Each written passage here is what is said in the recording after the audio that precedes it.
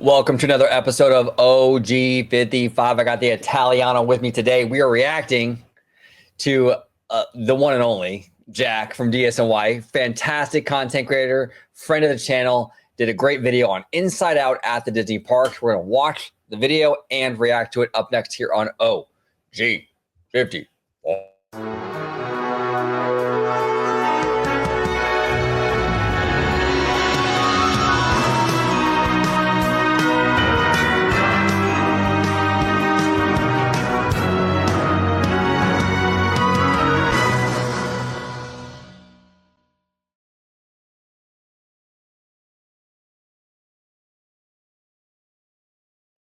Welcome aboard, everybody, to another episode of OG55. We are reacting to Jack from DSNY Newscast. We are talking all about Inside Out at the Disney parks.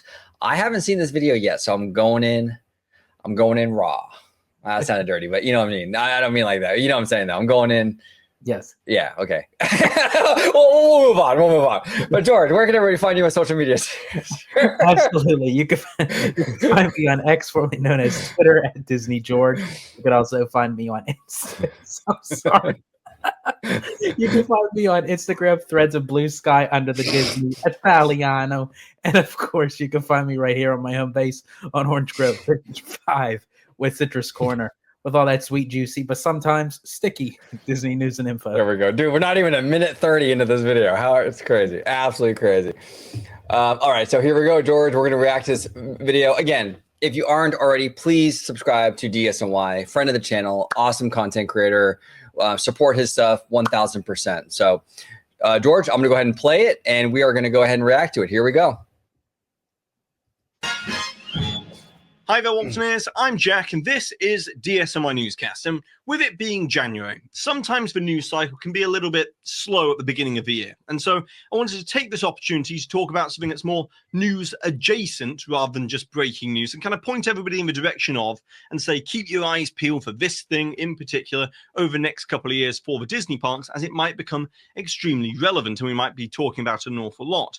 And that thing is Inside Out and the huge success that Inside Out 2 had in 2024. As if history ends up repeating itself, we might be talking a lot more about how Inside Out's going to be at the Disney parks. And so for those unaware of the records that were broken by Inside Out 2 last year, I'm just going to run through some of the highlights. And the first one is that Inside Out 2 is now Pixar's highest grossing movie of all time, managing to take the top spot from Incredibles 2, which came out in 2018, and now. On a side note, I like this thing that he's doing with the texts and the imagery behind him.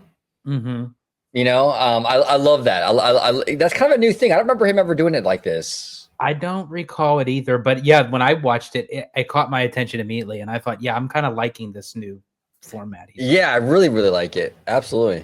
Inside Out 2 is Pixar's highest grossing movie that they've ever released. But it doesn't just stop there, as it's also Disney's highest grossing animated movie of all time, managing to dethrone Frozen 2, which was the previous record holder in that place from 2019. Wow. But then if you throw The Lion King into the mix from 2019, which I know a lot of people do class that as an animated movie since it was all CGI, Inside Out 2 managed to surpass the box office of The Lion King from 2019 as well. So just across the board, Inside Out 2 is in the #1 spot in terms of Disney animated CGI movies.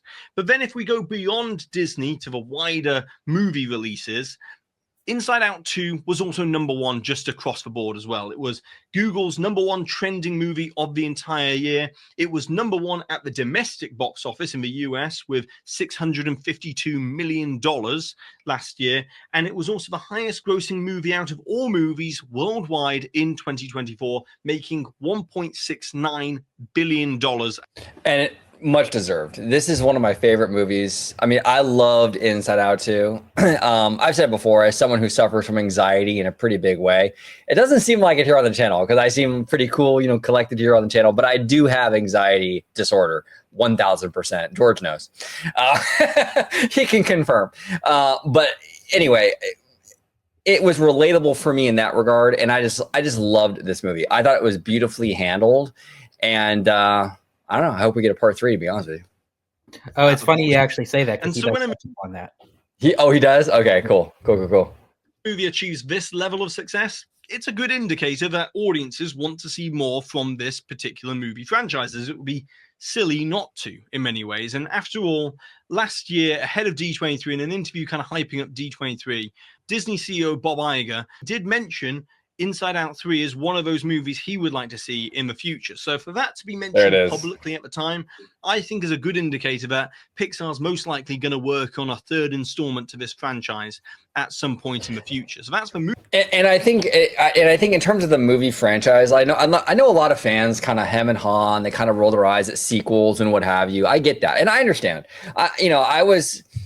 I'm not the biggest supporter of like churning out sequel after sequel. I'm not completely against it, but it can come off, if done the wrong way, kind of cheap, and it can kind of feel like cash grabs. You know what I'm saying?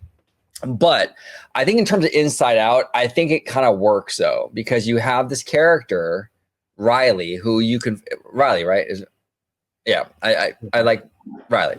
This character, Riley, who you can follow through her life as she gets older and introduce new emotions and new things into the equation. And I think that sequels for this particular franchise just make a whole lot of sense. So I don't know. I support it. I think it'd be kind of cool. And we'll see how that all shakes out. But if Bob Iger is saying he wants a sequel, we're getting a sequel. Movie side of things. But then where does that leave the parks? As after all, we all know Disney's all about synergy and seeing this represented in a bigger way at the Disney parks. And in March of 2022, I did a video very similar to this one, talking about Encanto's huge success and how we should keep our eyes peeled for that. And then 1 year later, at Destination D23 in September 2023, we got the announcement of Tropical Americas coming to Animal Kingdom, where Dino Land is. And within that artwork, it was an Encanto area. And now we know that an Encanto attraction is being constructed at Animal Kingdom as we speak, as Chester and Hester's Dino-Rama has officially closed that part of the park. So we should probably start looking toward Inside Out and where it could go within the Disney parks. And this isn't based on rumor. This is just speculation based on what's happened in the past and if it repeats itself. So I want to talk about the various locations. I know a lot of people will want to talk about Walt Disney World to begin with, but I actually want to talk about Disneyland to begin with. And you're probably already saying to yourself, Jack, there's already an Inside Out attraction at the Disneyland Resort, and that's Emotional Whirlwind. Now, the reason why I'm mentioning this first is because when Disney announced the Coco attraction that's going to be coming to Disney California Adventure and starts construction in 2026, it's been rumored that it's going to be located behind the back of Pixar Pier. And that's where it's going to be accessed from that location. It makes a lot of sense to put it around that kind of area there. There's some space around the back of there. And the rumor is that they might be taking away Emotional Whirlwind on Pixar Pier to build out this extended queue space. Now, that's all just rumor right now. But let's say, for argument's sake, that Disney did remove Emotional Whirlwind from Pixar Pier. And the argument for this is kind of twofold, as I don't think that Disney will necessarily want their highest grossing animated movie of all time to be represented with just a spinner attraction with emotion. Now, real quick, before we kind of move on to Inside Out, we've done a video. We actually literally just recorded a video about the Coco stuff for a reaction to Theme Park Obsessions video. But just to kind of reiterate, because not everyone watches every video, I actually don't really like the idea of Coco at Pixar Pier for a number of reasons. Number one, I feel like you're going to have a heavily immersive Pirates of the Caribbean style boat ride, like Disney at its best, essentially. Okay. In that very carnival atmosphere, I don't think that really works. I think the area around that boat ride does the boat ride a huge disservice. Now, a lot of fans will say, well, but you should keep the Pixar with the Pixar. You should keep Pixar with the pier because that's where all the Pixar is. Well, that's where a lot of Pixar is. But you also have Cars Land, which isn't the pier, which is already there. You already have Monsters Inc. in Hollywood Land, which isn't the pier, which is also Pixar. You used to have Bugs Land, which you brought up, George. So at this point, that whole like let's keep all the Pixar stuff in one area thing is out the window already. So at that point, I don't really care. At that point, it doesn't really matter, right? I'd rather have a real fleshed out Mexican village courtyard, whatever they need to do in front of this Coco dark ride. To shoehorn it into the pier and you go through, you go underneath the Incredicoaster and all that. It's just cheap. Also, to your credit, George, you mentioned operationally, that area is already a mess with the crowds. You're going to add one more big thing back there. I was there this like a weekend ago because of the LA fires. We evacuated. We're all good now though. But I was staying in Orange County. I hit up the parks for a couple of days when I was down there, and you can't even move back there with Midway Mania and everything. You're going to add that dark ride in there. It's going to be so unmanageable with the crowds. I just think it's a bad idea. Put it over there in Hollywoodland or something like that, you know, where Monsters Inc. is now, or in that general proximity. That's the way to do it. The pier is just, it's a mess all around. And I think it really does take away from what a beautiful attraction this is promised to be when you have all that carnival stuff around it. It just kills the vibe, in my opinion. But George, anything you want to add before we move on? I echo your statement completely. We did talk about this with our reaction video to Theme Park Obsession. And yeah, I was just like you. I was just at the parks a few days ago, and the pier was booming. And not saying that that's a bad thing. You know, that means that there's a lot of interest of, you know, guests, you know, obviously because doom and gloom, you know, Disney's failing, but apparently everyone's at the pier. But in the center of it all, I mean, there was a cluster of people just waiting to get in line for the Pixar meet and greets for the characters. Like Anger was over there meeting and greeting, Jesse and Woody, Buzz. So it gets kind of crowded there. So you're going to put in a high level Pirates dark boat ride over there where it's supposed to be ultra themed, but it doesn't fit a pier carnival style. And you're going to shoehorn, you have to think they're going to shoe in a standby line. They're going to shoehorn in Lightning Lane. They're going to shoehorn in whatever. You know how many lines it's going to take for how many lines that they have already for the Lightning Lane? Yeah. It's an operational mess, in my opinion. Yeah, I would agree. I don't think operationally it works. I think aesthetically it's jarring. I just don't think it works, but we'll see. I mean, that's kind of like what we're hearing. It sort of seems like that's what they're kind of looking at. But even behind the pier, though, there's issues because you have that big parade building and other things you got to work around. So it's not as easy of a fit, but we'll see what happens.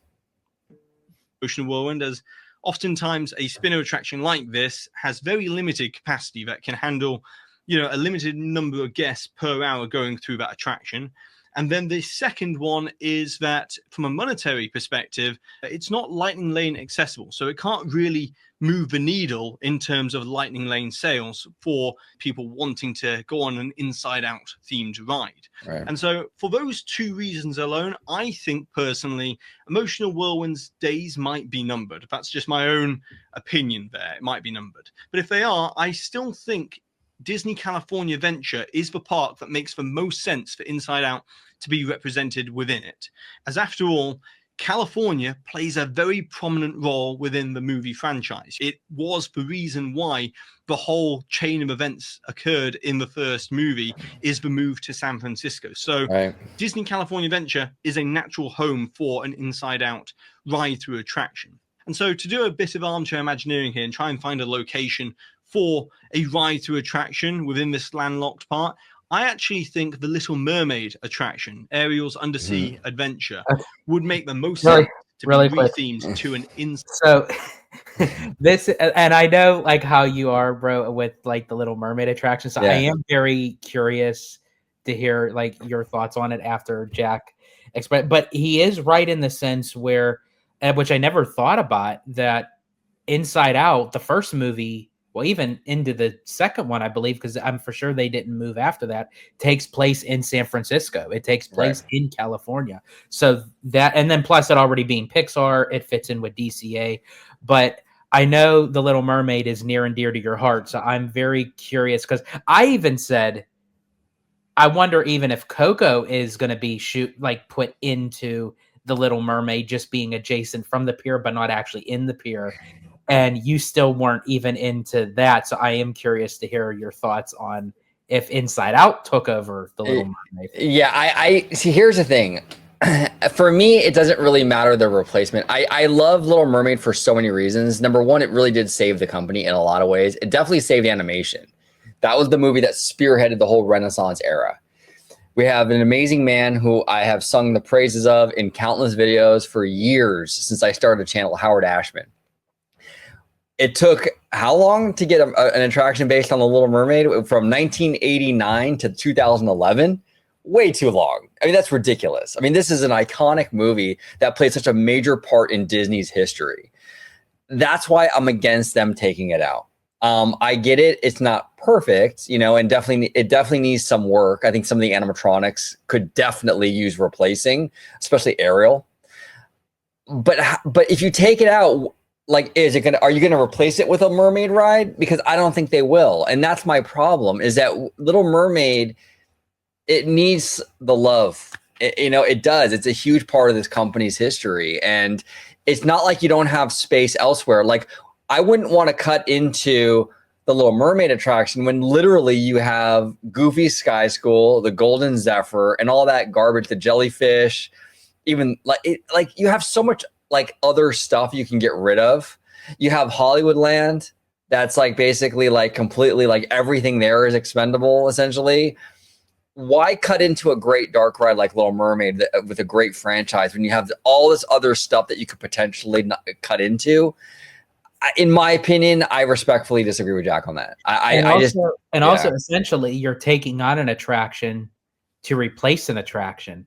You're really not expanding. So, I mean, capacity-wise, yeah, even though The Little Mermaid does need some updating, it opened in 2011. Times have changed with technology, but essentially, you need more family-friendly dark rides and boat rides, especially over DCA, because you want that ticket price to validate of like what you're actually getting in the park, because it's matched literally to Disneyland's price. Yeah, exactly. 100%.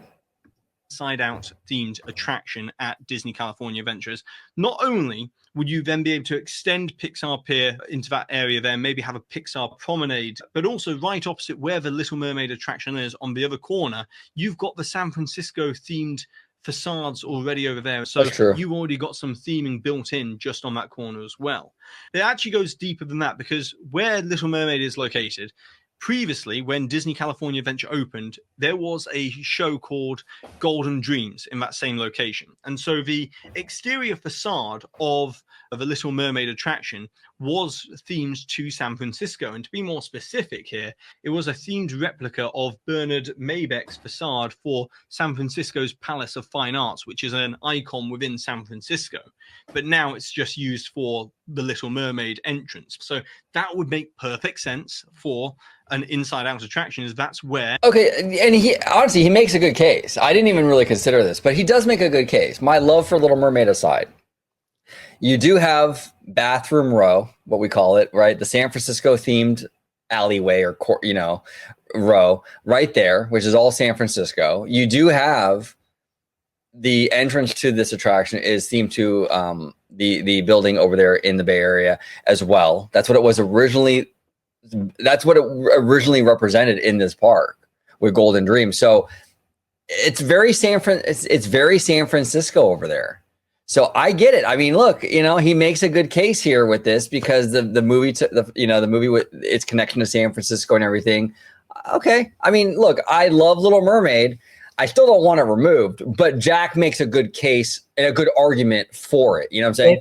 If they move the Little Mermaid, or move the Little Mermaid and while in the process updated for a much better attraction, would you be okay with it? Then I would be, yeah. If we are promised, like, let's say we get a Fantasy Springs or something, and a new mermaid attraction, completely new even, not even the same one, just something totally new, is in that equation, I'm fine. I just feel with what Mermaid has done for the company, it deserves a place in these parks. And to rip it out and not replace it with another mermaid attraction. And that worries me, because I don't know if they would.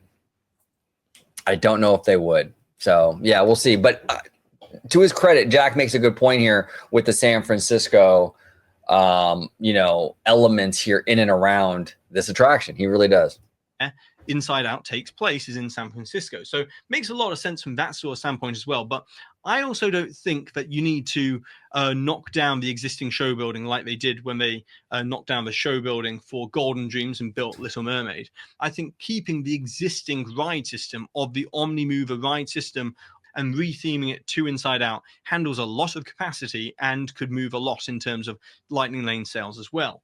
Now, the ride vehicles, if I were to go one step further here, the shells that you climb inside to relive the tale of the Little Mermaid, those could very easily be memory orbs within Riley's mind, that same kind of shape there, and then go through the story events of Inside Out 1 and Inside Out 2 as you are within a memory orb. That's kind of the storytelling device that they could use to take you through the events of the movies. And that's my number one place where I would like to see an Inside Out attraction.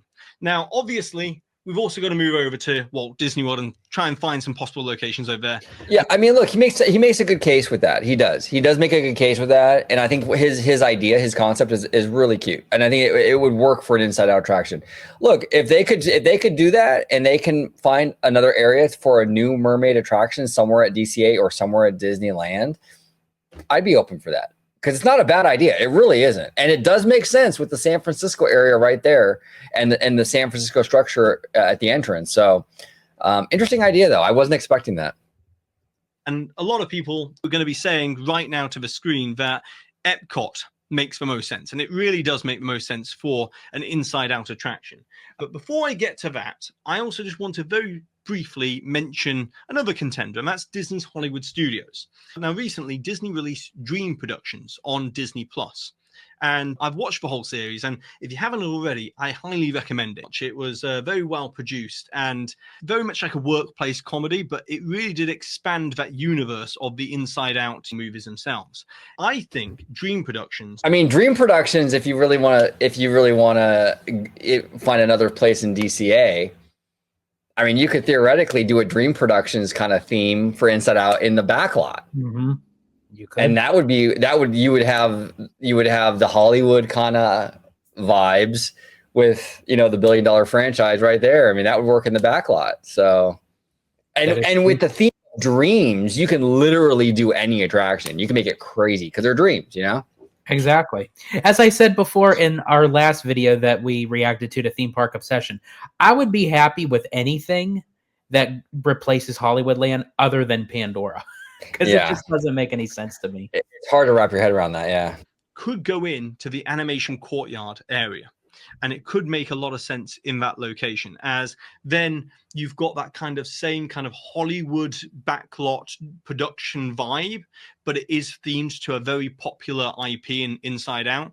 And with it being Dream Productions, you then got all of the creative freedom to do whatever you want within that space itself. Right. You could do either an attraction, you could do a show, you could have all sorts of original IP that's just for the parks, but within that Dream Productions narrative within that section of the park. With the Dream Productions, if they did go that route at Hollywood Studios, a lot of people were discussing, Disney utilizing like the black box kind of aspect of like an attraction where you can move stuff in and out.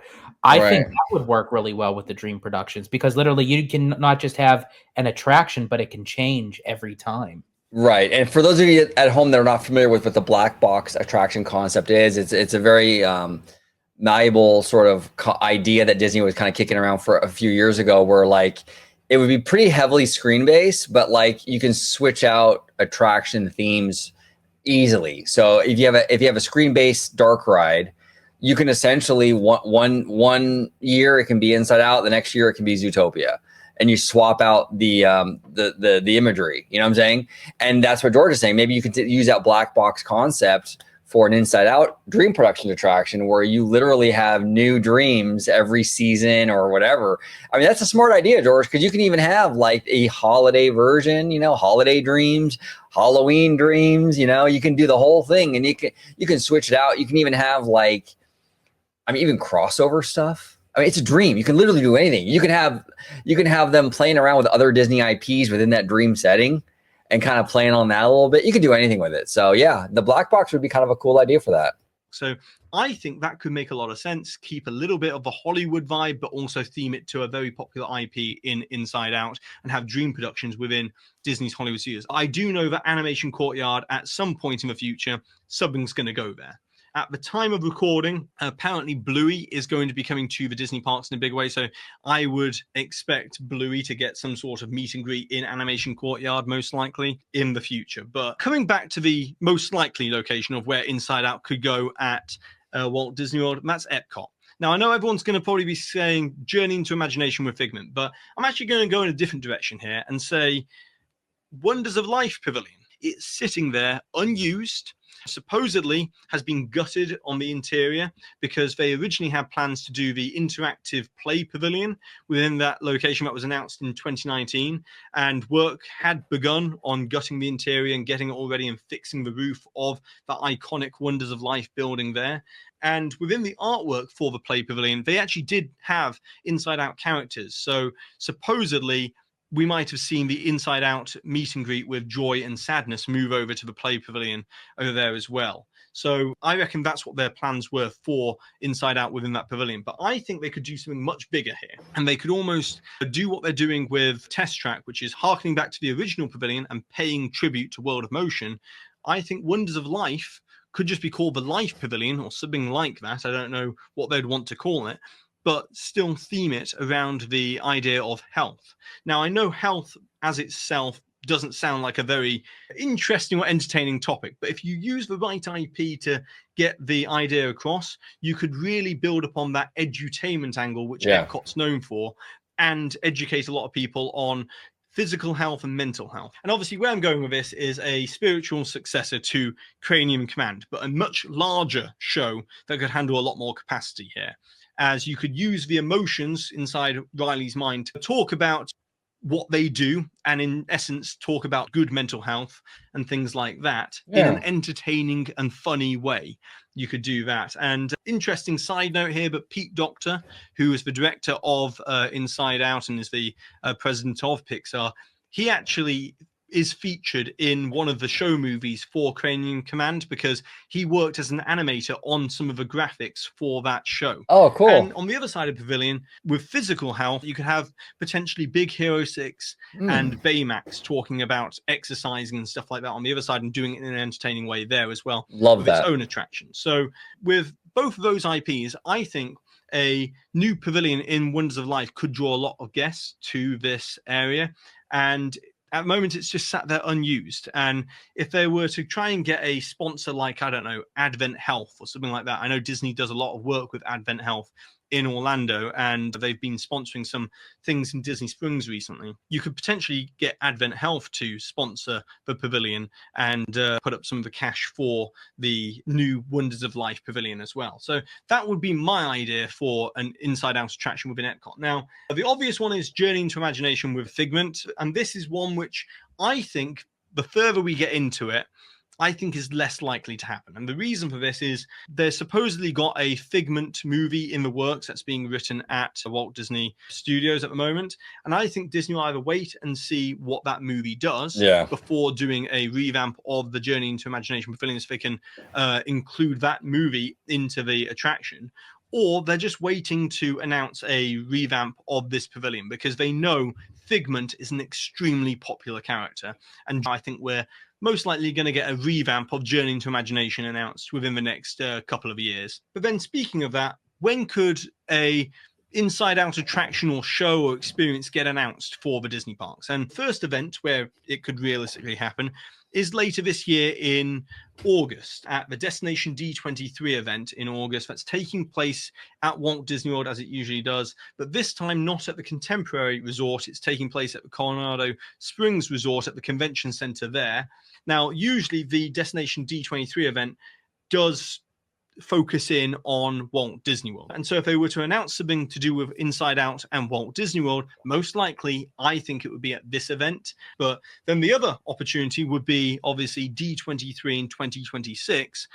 They could potentially announce something to do with Inside Out getting a ride-through attraction at that D23 if they were to go in the other direction and build something at Disneyland or Disney California Adventure themed to Inside Out as well. And so I just wanted to make everybody aware of all the possible locations which I think are likely. But now it's over to you, the Waltz. So I would like to. I really like his ideas a lot. I really do. I think these are really, really good concepts here that Jack has sort of that he's presented to us. I love these ideas, and even look to his credit. I mean, you know me, George. I'm really against removing that Little Mermaid ride, but he makes a good case about it because there is a lot of that San Francisco, that San Francisco elements in and around that attraction because of that Golden Dreams, the former Golden Dreams attraction. So, dude, I'll tell you right now, if they put Inside Out where Little Mermaid is and Coco goes behind the pier coaster, that whole area is going to be flooded. they're good. It's going to be a madhouse. Well, and this is the problem with that as well, because if you expand Pixar Pier around the front of the bay, the Mickey face makes even less sense now. Yeah, because at least right now, the back end of that Ferris wheel is Pixar, the front end is Mickey, which the Mickey front is facing the Paradise Bay, I think as they call that area. It's technically not Pixar Pier, so it's a stretch, but at least, okay, the front is facing the non-Pixar area, the back is facing the Pixar area. It kind of makes sense, but if it's Pixar all around and you got the big Mickey face there, that doesn't make a whole lot of sense to me. And also, too, if they do go the route of putting Inside Out in Little Mermaid, they're going to have to address all the other things that you had mentioned: Goofy Sky School, the Golden Zephyr, the Silly Symphony Swings, the Jumpin' Jellyfish, because those things would still come in between the pier and where Inside Out would be replacing the Little Mermaid. Right, exactly. So we'll see what happens. I will say too, when they could potentially announce Inside Out, they might do it at Destination D23. I think Disney has too much on their plate right now to be announcing another major project. I agree. I feel like Destination D23, we're just going to get updates on everything that we got this past D23. And even to 2026 in D23, I don't think there's still so many projects that's going to be being worked on at the time. I really don't think we're going to get anything new, like of a new slate of a brand new project. I would say not until, and I could be wrong, I would say D23 2028. Yeah. No, because these projects, I mean, most of the biggies, though, are not going to be done by the next expo. I mean, Coco, Damara was saying Coco is not even starting until 2026. Right. Avatar sure as hell ain't going to be open by 2026. We know that.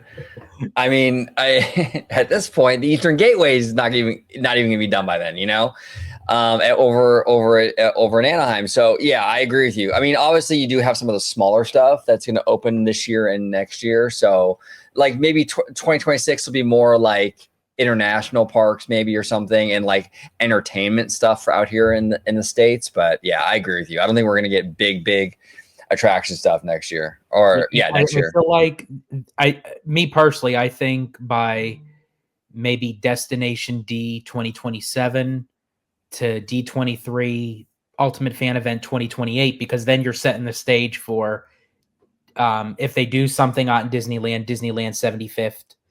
And again, all those other projects will be close to completion.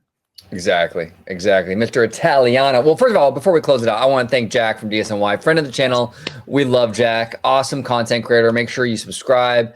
Follow him on Instagram and Blue Sky and X. And make sure you subscribe to him on YouTube as well. Amazing content that he does over there. But Jack, I called you Jack. George, where can everybody find you on social media, sir? Absolutely. You can find me on X, formerly known as Twitter, at Disney George. You can also find me on Instagram, Threads, and Blue Sky under the Disney Italiano. And of course, you can find me right here on my home base on Orange Grove 55 with Citrus Corner, with all that sweet, juicy, but sometimes sticky Disney news and info. There we go. We're going to close it out like we always do with the Queen, Asian Queen, with 3 E's on Instagram. Here she is. Take care, everybody. Thank you for watching OG55. If you aren't already, consider becoming a member today.